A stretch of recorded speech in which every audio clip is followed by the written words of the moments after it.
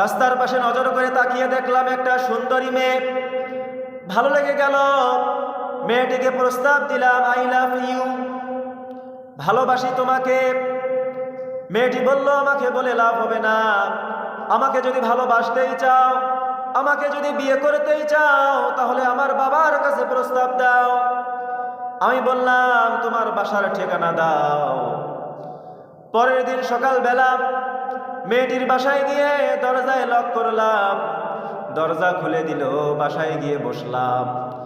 মেয়েটির বাবাকে ডাক দিয়ে বললাম, আপনার মেয়েকে আমার ভালো লেগেছে, আপনার মেয়েকে আমি বিয়ে করতে চাই। মেয়েটির বাবা বলল, দেখো তুমি মুসলমান আর আমরা খ্রিস্টান, আমার মেয়ে খ্রিস্টান থেকে মুসলমান হতে পারবে না। তুমি যদি মুসলমান থেকে খ্রিস্টান হতে পারো, তাহলে আমার মেয়ের সাথে তোমার বিবাহ দিতে পারি। শয়তানের ধোকায় পড়ে মেয়েটির আশায় আমি খ্রিস্টান হয়ে গেলাম। এবারে আমাকে বলল, তোমার মা বাবার সাথে কোনো যোগাযোগ করতে পারবা না। আমার মা বাবার সাথে যোগাযোগ করা বন্ধ করে দিলাম। এবার আমারে বলল, তোমার কোনো বন্ধুর সাথে যোগাযোগ করতে পারবা না। আমার সব বন্ধুর সাথে যোগাযোগ করা বন্ধ করে দিলাম।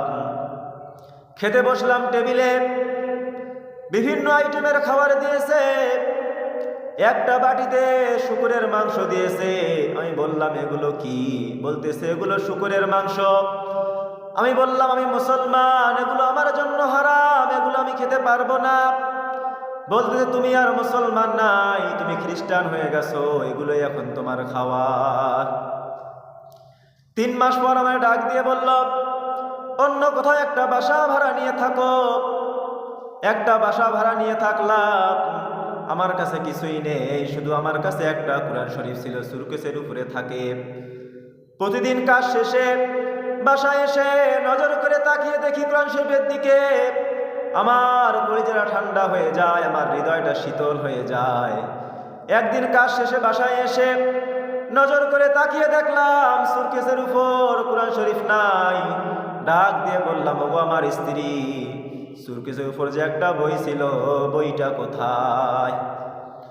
আমার স্ত্রী বলল, বইটা ডাস্টবিনে ফেলাই দিয়েছি। আমার শরীরটা যেন শিরে উঠল।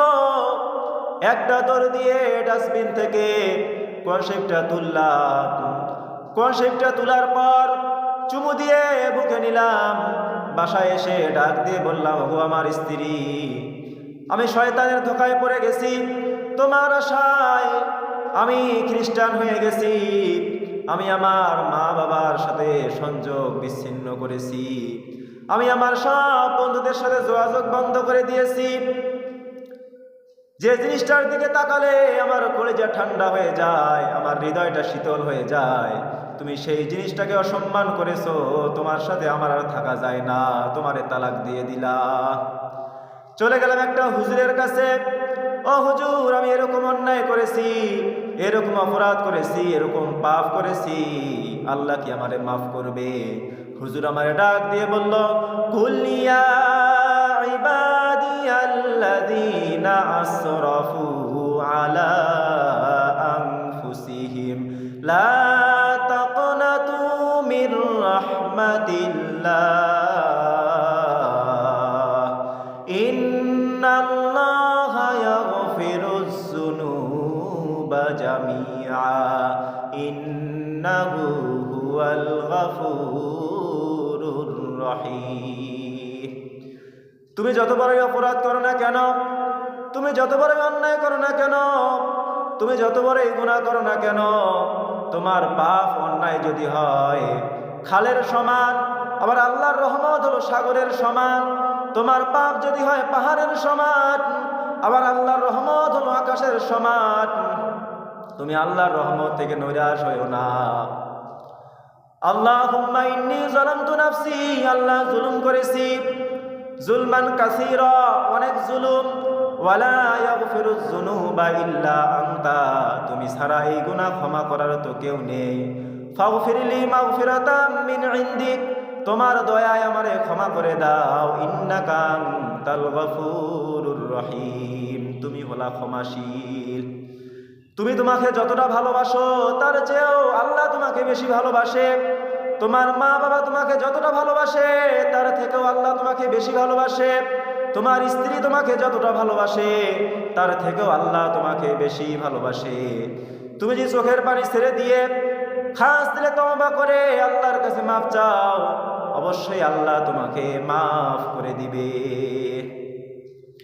তুমি যদি আল্লাহর দিকে হেঁটে যাও, আল্লাহর রহমত তোমার দিকে দৌড়ে দৌড়ে আসবে। একটা মানুষ উটের পিঠের উপর খাবার নিয়েছে, পানি নিয়েছে, মরুভূমিতে চলে গেছে।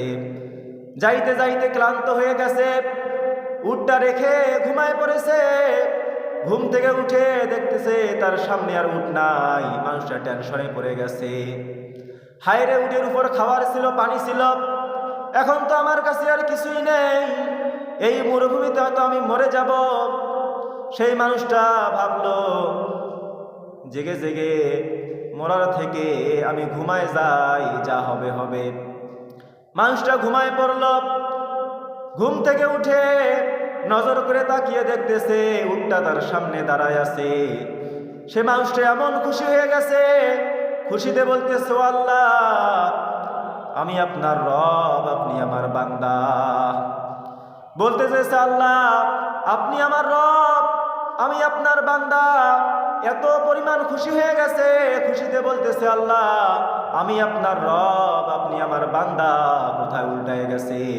আল্লাহ বলতেছো, আমার বান্দারা শুনে নাও, এই মানুষটা হারানো উটটা পেয়ে যতটা খুশি হয়েছে, আমার কোনো পথহারা মানুষ যদি আমার দিকে ছুটে আসে, এই মানুষটার থেকেও বেশি খুশি আমি আল্লাহ হয়ে যাই।